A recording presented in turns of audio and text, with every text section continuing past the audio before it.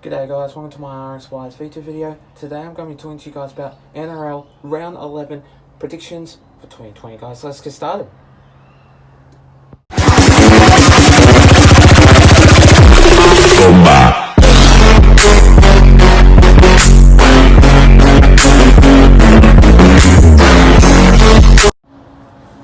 So starting off with this first match of this game, we see the Eels going up against the West Tigers. Now, this game's going to be a real cracking game of football. The Parramatta Eels are really playing a very good match. Like, they are a really good team sometimes, but last week when they versed against Manly Seagulls, they had lost 22-18, the scoreline for last week. So I do see a lot of fight and do see a lot of tension in this game. But as of all, Mitchell Moses has came back from injury, which is replacing Jai Field for that match. But what I can definitely tell is, for that game, I do see a lot of fight in this match. I do see a lot of wins and battles going up against this game. But for the West Tigers though, I do think that they are a really good football team, but I don't think they will win this game against our Parramatta Eels. Only because I reckon they will put up a lot of fight, the Parramatta Eels, and I reckon they will come up firing in that match, and I just think they'll put a lot of points up against the West Tigers. So I'm going to go with the Parramatta Eels by 10 points, and I think that this game will be a really good matchup, but it won't be as accurate as it will be. But last time the Eels versed the West Tigers, they smashed the West Tigers 51-6. I do see that happening. I do see it kind of likely, yes and no, but I don't think that this game's going to be a real high intensifying game, because they have good quality players for the West Tigers and good quality players for the Parramatta Eels. But this game's going to be a real hard match to see if West Tigers are going to be flogging the Parramatta Eels or the Eels going to be flogging the West Tigers. But I do see a tension of the Eels flogging the West Tigers, and I'm thinking that this game will be a real high intensifying match, but I'm going to go with the Eels by 10 points anyway. The next game of this match, we see the Cowboys going up against the Manly Seagulls. Now this game is going to be a real good cracking game of football, but the Cowboys, they are really struggling a little bit with Valentine Holmes not playing in that game, and also you got Hamiso Tipawai-Fido. He obviously is playing, but he doesn't really play a really good game in the fullback role. But he is working to his best, real hard.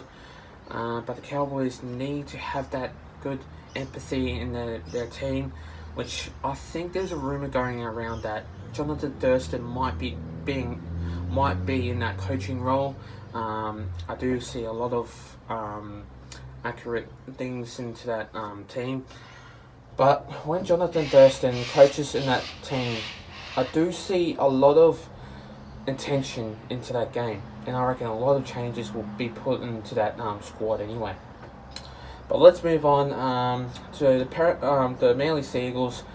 Are a really good team, but I just think that they do struggle a little bit. But without Tommy Turbo, Tom Trbojevic and Dylan Walker, those two players are out at the moment due to injury, so I just think that will be very difficult for tries, scoring in obviously high intensifying game of football. But I'm going to go with the Manly Seagulls by 14 points, and I just think that this game will be a turn-out point for them, for the Manly Seagulls, and I do think they will win up against the Cowboys, and I just don't see that the Cowboys will win this game for sure, only because they are losing a lot of players, and I just think they are struggling a little bit, but they do need to find their form a little bit so they can win a couple of games of football.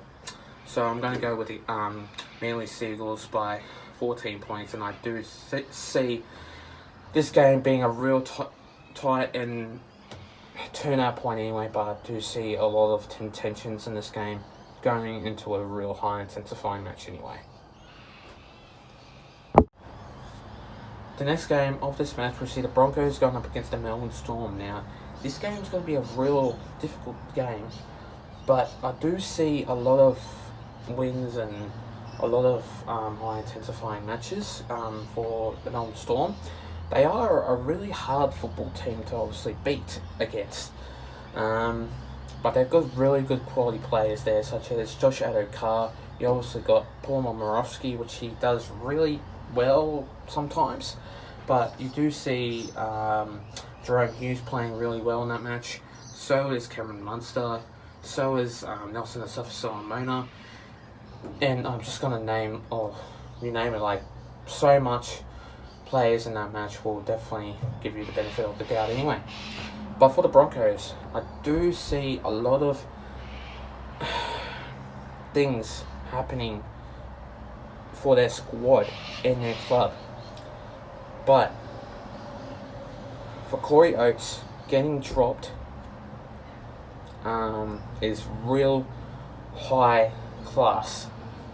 Because I don't see Corey Oates playing in number 12 or number 2. Because I don't see Corey Oates playing in the number 2 spot, which I don't see him likely to play into that wing. But it's just going to be real difficult though. But he's not playing at the moment, so he is dropped. Which that means it's going to be, I think, Tavita Pangai Jr. replacing him anyway. So that's going to be a real change up anyway. So for the Melbourne Storm, I'm going to go with them by 20 points, and I do see this game going to be 3 tries plus a penalty goal anyway to seal the deal. And I do think that this game is going to be a real high intensifying match anyway. But I do see the Melbourne Storm thrashing the Broncos, and I just think that this game will be a real turnout point for them anyway. The next game of that match, we see the Warriors going up against the Roosters. Now, this game's going to be a real difficult game, but the Warriors got flogged last week, 46-10 by the Sharks, and I do see them getting flogged again. But I'm not sure about this game, because it will be at Sims Coast Stadium, and I don't think it will be a high intensifying game, because the Roosters put on a lot of show and points, but going up against the Warriors can come out firing sometimes and put out a lot of points too, but they may come out firing too. But I don't see that happening anyway, which that's going to be real disappointing for their club. So for the Roosters though, I do see this match going into a real high intensifying game. But the Roosters are a real good team, which I do see a lot of tensions in that game going into that high intensifying match of football. But I reckon Matty Gavalu will score, Brett Morris will score, so will Joseph Manu. I reckon he'll score. I reckon Brett Morris will score 2 tries. So will Joseph Manu. He'll score 1. Matty Gavalu will score 1. And I think also too, I reckon Luke Keary will score 1 too. But I think it's going to be real difficult to see them if they're going to lose or if they're going to win. But they are going to win, because I'm going to go with them by 18 points for the Roosters, and I think that this game will be a real good matchup for them anyway, up against the Warriors anyway. The next game of this match, we see the Sharks going up against the Dragons. Now, this game is going to be a real high intensifying game, but it's going to be hard because Matt Duffy's in that squad, and plus you got William Kennedy, which he plays in the Sharks for number 1. He's going to be in the fullback side, which you got Sione Katoa, he's on number 2. You also got Ronaldo Mulitalo, which he'll be on number 5. And plus I do see Chad Townsend, number 7, which I think that for them, for the Sharks, I do see a lot of intentions in that game going into a real difficult matchup. But for this side though, I'm going to go with the Sharks, because I do see 1 try winning this game for sure. 1 try winning this game for sure. But for the Dragons, they are a real good quality team, which I do see them winning this game, which I have a gut feeling they will. But they've got good quality players such as Matt Duffy. You obviously got Yuan Aiken, Jason Saab, Michaeli Ravalawa, and I think Tim Laffey, I believe. Oh no, Zach Lomax, sorry. Zach Lomax. But Zach Lomax has improved really well, and I do see this team winning the benefit of the doubt. But I'm going to go with the Cronulla Sharks by 6 points, and I do believe that this game will be the only one try that will get this game back up for the Sharks for winning this game up against the Dragons anyway. But I do see them winning for sure, but it's highly likely. I'm just thinking maybe Dragons will win or Sharks will win, but I'm going to go with the Sharks by 6 points anyway. The next game of this match, we see the Raiders going up against the Rabbitons. Now, this game's going to be a real hard game, but for the Rabbitons though, number 2 for the Rabbitons is going to be Corey Allen, replacing Dane Gagai, I believe. Dane Gagai. It should have been Dane Gagai replacing Corey Allen, but instead it has Corey Allen replacing Dane Gagai. But I don't believe it's true, because Dane Gagai doesn't really play on number 2 anyway. But for Corey Allen though, he's alright, but if he's going to play in number 2 squad, he needs to step up in that game. Up against Nick Kotrick, I believe. Nick Kotrick is a real good player, but I'm going up against Corey Allen, and I do see Corey Allen not getting enough points for their club. But for the Rabbitohs though, since they lost against the Knights 20-18 last week, I'm just going to say that this game's going to be a real turnout point. And I don't believe that that the Rabbitohs will win this game for sure. But if they do, I'll be very surprised anyway. So I'm going to go with the Raiders by 8 points, and I think that this game will be a real good match. But I just think the Raiders will come out on top and obviously fire up against the Rabbitohs. And I just think that this game's going to be a real turnout point for their match. But this game's going to be a real basic match that it's going to be high intensifying game, but sometimes they will muck up a little bit, but I don't think that's true. Excuse me. So I'm just going to say that I'm going to go with the Raiders by 8 points anyway. The next game of this round, we see the Knights going up against the Bulldogs. Now, this game's going to be a real high intensifying game. The Knights have improved really well last week up against the Rabbitohs. Bradman Best has gone real bloody good, and I tell you, when he gets the ball, he's absolutely dangerous. He scores so many tries in the season and for their club. But Kalen Ponga is really a good player too, which I think they have credit for their team for making an effort up against the Rabbitohs last week. But going up against Bulldogs won't be as accurate as the Knights, because the Bulldogs don't have a lot of effort and they don't have much talent, because they are struggling a little bit and they're sitting on 16th position, which that means wooden spooners for their club. So I do believe that this game is going to be a real turnout point. So I do believe in this game that's going to be real accurate for their club, for the Knights. But I reckon the Knights will come out firing, and I reckon Bradman Best will score 2, Kalen Ponga will score 1, Hymel Hunt will score 1, so will Lachlan Fitzgibbon, he will score 1. I do see this scoreline being 24-12, and I just think it's going to be a real thrashing for their team up against the Bulldogs. So the Bulldogs though, they need to have that effort into that game.